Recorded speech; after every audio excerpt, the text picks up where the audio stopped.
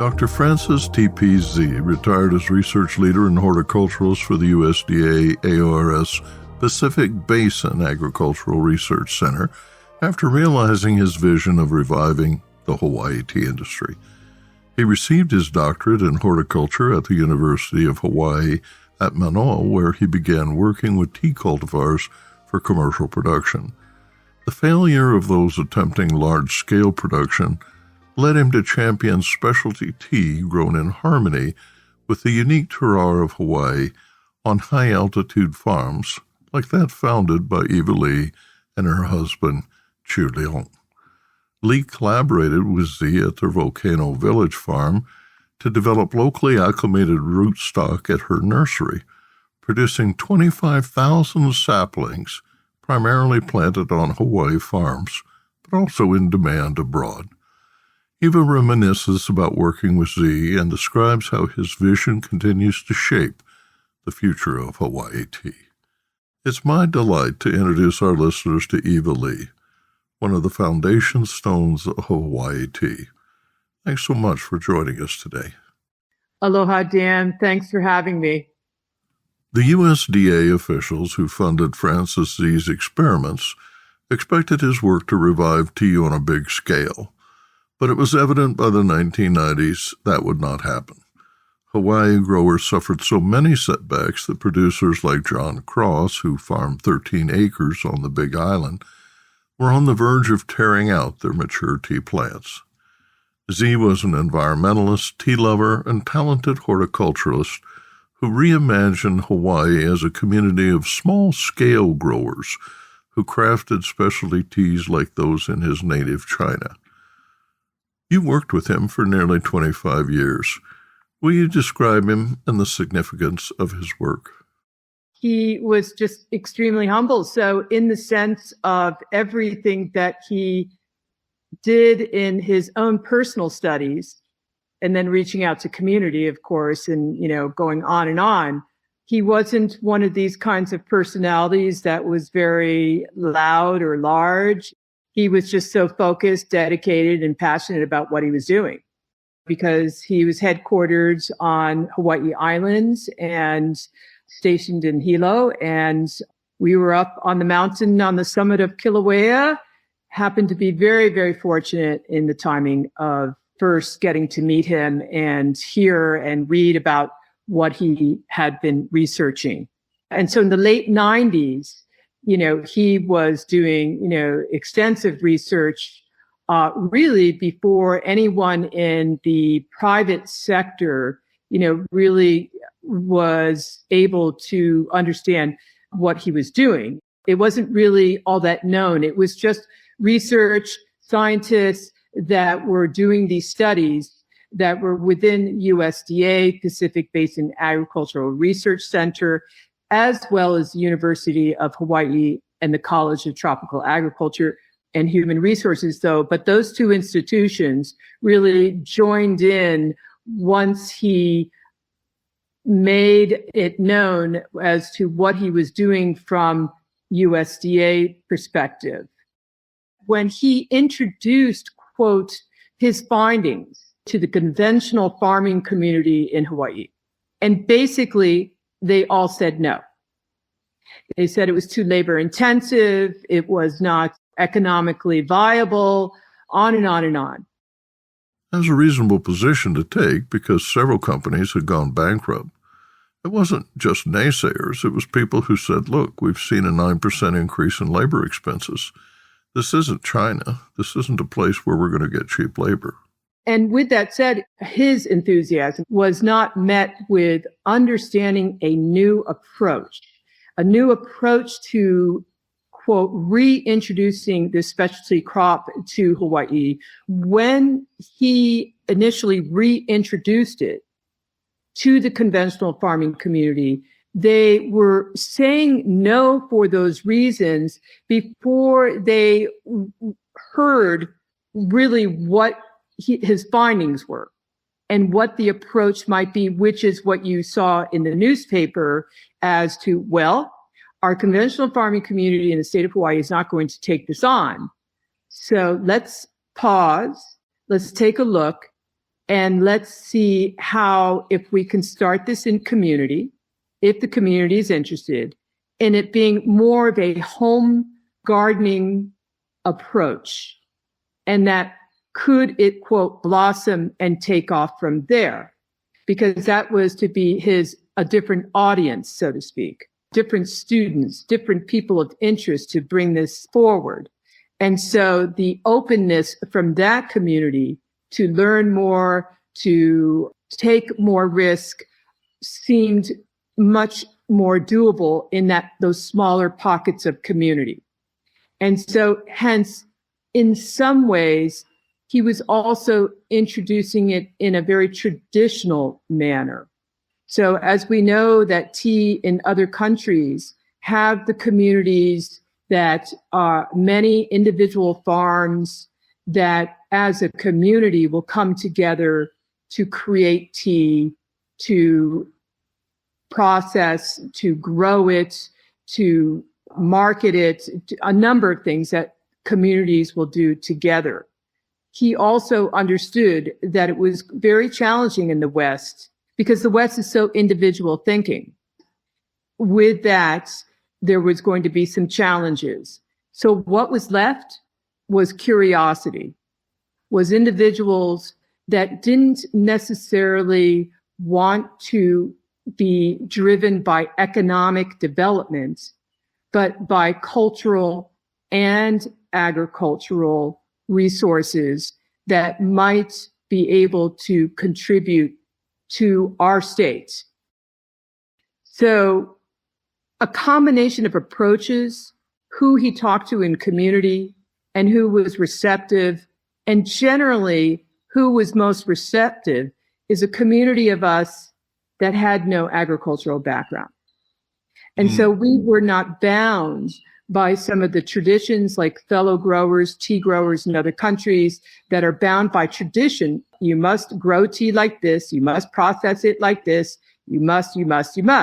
Well, here we were given a situation where this scientist, Dr. Francis Z, had done a lot of the research that was sort of this baseline data that we could then go from and create further with that data that had shown us what was possible, what was doable to integrate into our life as it was previous to tea.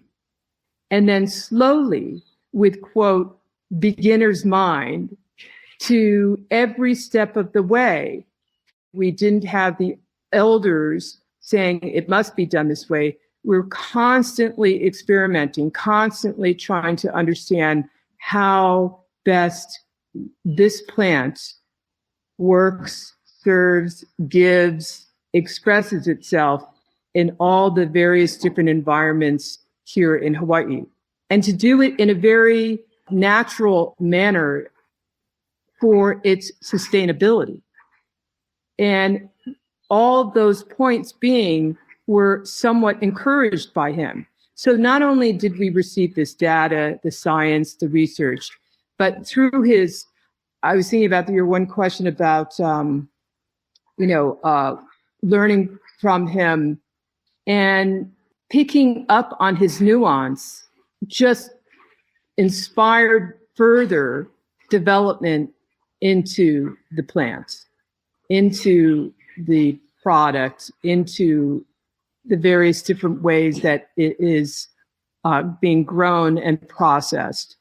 So many of it was subtle, but with a foundation of solid information to go from. And so with that, beginnings, I think, was crucial. And that just takes a very particular gifted individual. He had the science part, he had the appreciation of the arts. He's originally from Hong Kong. And so he came from Hong Kong to Hawaii, someone that is not born and raised in Hawaii. And in some of that similarity that he and I share, I am not born and raised in Hawaii, but I came here many, many years ago.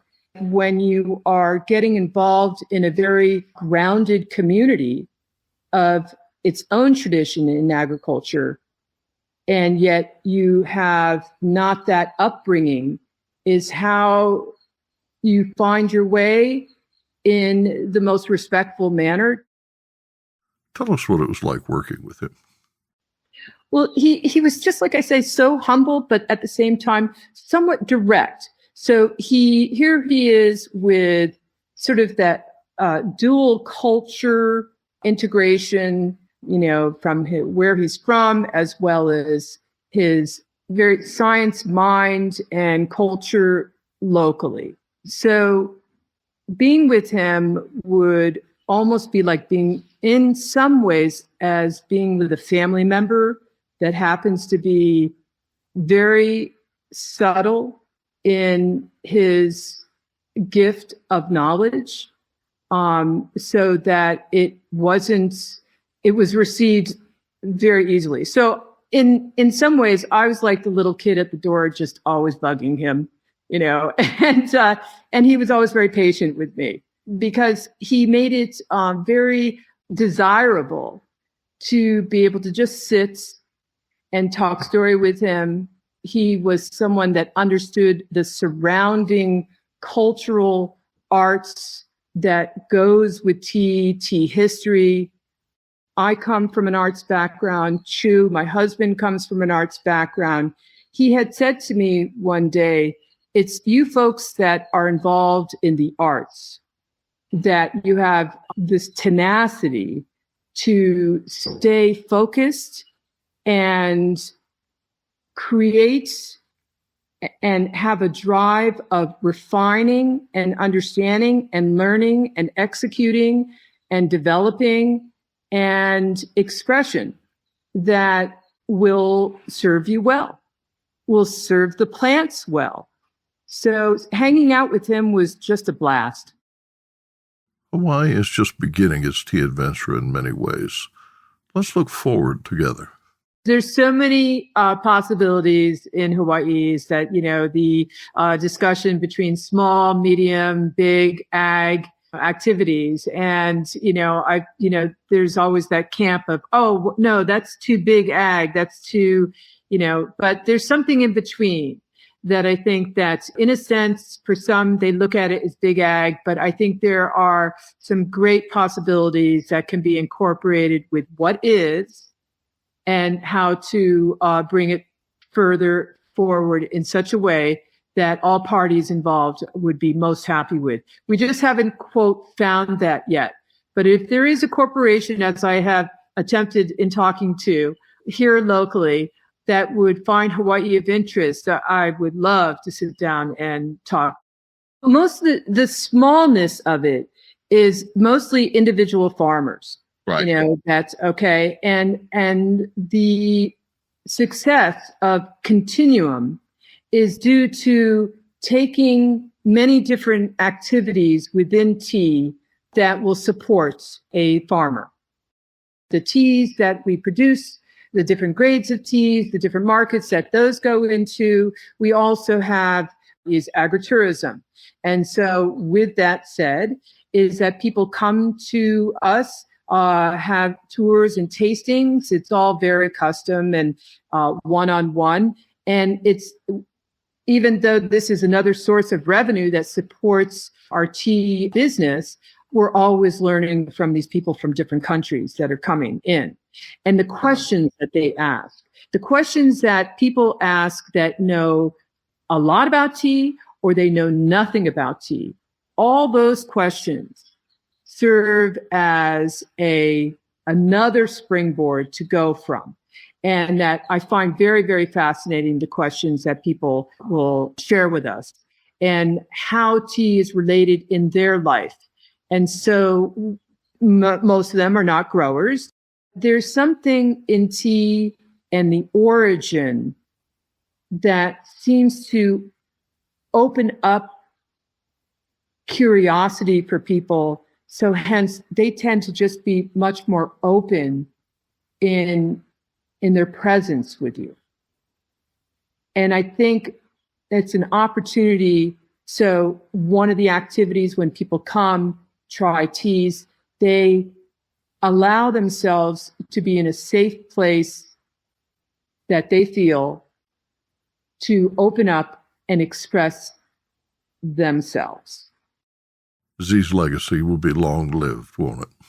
We know that the tea plant will outlive us all. And, the wonderment of knowing that we're planting in Hawaii, that these plants will outlive us all, and that in finding that the tea plants are doing a service within native rainforests, that if one was to let it go and to know that hundreds of years later, the tea plant can be brought back by that generation as a food crop, as well as a specialty tea, is so profound. So I often feel encouragement that at the moment we're first generation tea growers in Hawaii, and we look forward to next generations being able to reap and have the service of tea in however form that they find it. So the plant is sort of that miracle for all.